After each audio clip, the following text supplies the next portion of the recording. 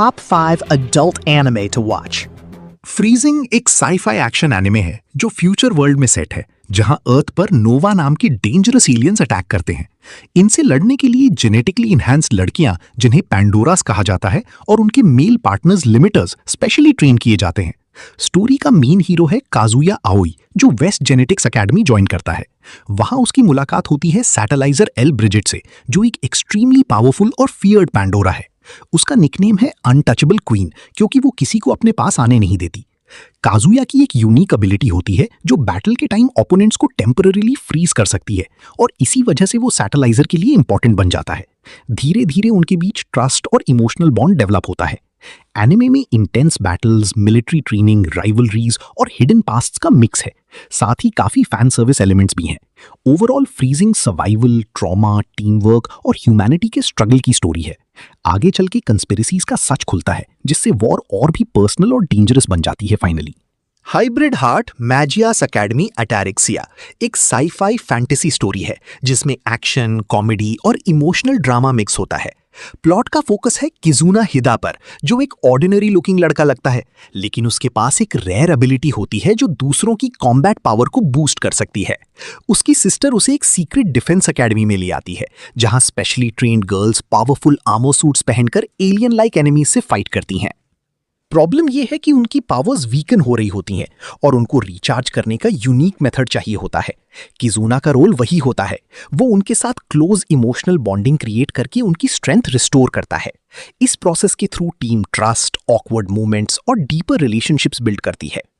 जैसे जैसे स्टोरी आगे बढ़ती है, पता चलता है कि अर्थ पर इन्वेजन का बड़ा थ्रेट है और एकेडमी सिर्फ ट्रेनिंग सेंटर नहीं, ह्यूमैनिटी की लास्ट डिफेंस लाइन है। किजुना को समझना पड़ता है कि उसकी पावर सिर्फ सपोर्ट नहीं, एक की वेपन है। सीरीज टीम वर्क, सैक्रिफाइस और हिडन पोटेंशियल पर फोकस करती है। एस्थेटिका ऑफ अ रोग हीरो एक फैंटेसी एक्शन स्टोरी है, जहां दुनिया के कुछ लोग अलग फैंटेसी वर्ल्ड्स में भेजे जाते हैं और वापस आने पर अपनी मैजिकल पावर्स साथ लाते हैं। मेन कैरेक्टर अकात्सुकी ओसावा एक रिबेलियस और कॉन्फिडेंट हीरो है, जो दूसरे वर्ल्ड से रिटर्न करता है, लेकिन सिर्फ खुद नहीं, वो उस वर्ल्ड के डिफीटेड डीमन किंग की डॉटर मियो को भी सीक्रेटली अपने साथ लाता है, उसे प्रोटेक्ट करने के लिए। अर्थ पर एक स्पेशल एकेडमी होती है, जहां रिटर्न्ड हीरोज को ट्रेन किया जाता है ताकि वो अपनी पावर्स कंट्रोल कर सकें। अकात्सुकी और मियो वहां फेक आइडेंटिटीज के साथ एंटर करते हैं। एकेडमी के अंदर पॉलिटिक्स, राइवलरीज और हिडन एजेंडास चल रहे होते हैं। अकात्सुकी टिपिकल हीरो नहीं है। वो रूल्स तोड़ता है, अथॉरिटी को चैलेंज करता है और हर सिचुएशन को अपनी स्टाइल में हैंडल करता है। धीरे धीरे उसके पास्ट, उसकी रियल मोटिव्स और मियो की इंपॉर्टेंस रिवील होती है। स्टोरी में एक्शन, स्ट्रैटेजी और इमोशनल बॉन्ड्स का मिक्स है। कोर थीम फ्रीडम, स्ट्रेंथ और रिस्पॉन्सिबिलिटी के बीच बैलेंस को एक्सप्लोर करती है। How not to summon a demon lord एक फैंटेसी कॉमेडी इसेकाई स्टोरी है। Main character Takuma Sakamoto real life में सोशली ऑकवर्ड गेमर होता है, लेकिन अपने फेवरेट MMORPG में वो अनबीटेबल प्लेयर होता है। उसका अवतार होता है पावरफुल डीमन लॉर्ड डियाब्लो। एक दिन सडनली वो गेम लाइक फैंटेसी वर्ल्ड में समन हो जाता है, एग्जैक्टली डियाब्लो के फॉर्म में। उसे 2 गर्ल समन करती हैं, रेम और शेरा, जो एक्चुअली उसे अपना सर्वेंट बनाना चाहती थी, लेकिन तकुमा के मैजिकल रिफ्लेक्शन एबिलिटी की वजह से रिवर्स हो जाता है और वो दोनों उसके साथ मैजिकली बाउंड हो जाती हैं। प्रॉब्लम यह है कि तकुमा को रियल सोशल इंटरैक्शन बिल्कुल नहीं आता, इसीलिए वो अपनी ऑकवर्डनेस को हाइड करने के लिए डीमन लॉर्ड पर्सोना एक्ट करता है।